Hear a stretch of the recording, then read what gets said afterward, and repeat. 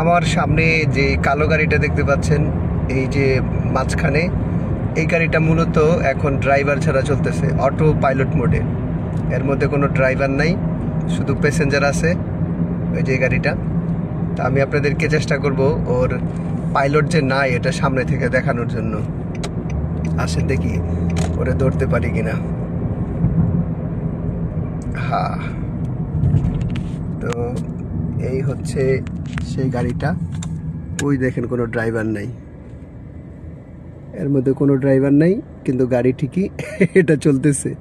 এটা দুবাইতে আমার প্রথম দেখা অটো পাইলট মোডে যেই গাড়িটা চলতেছে।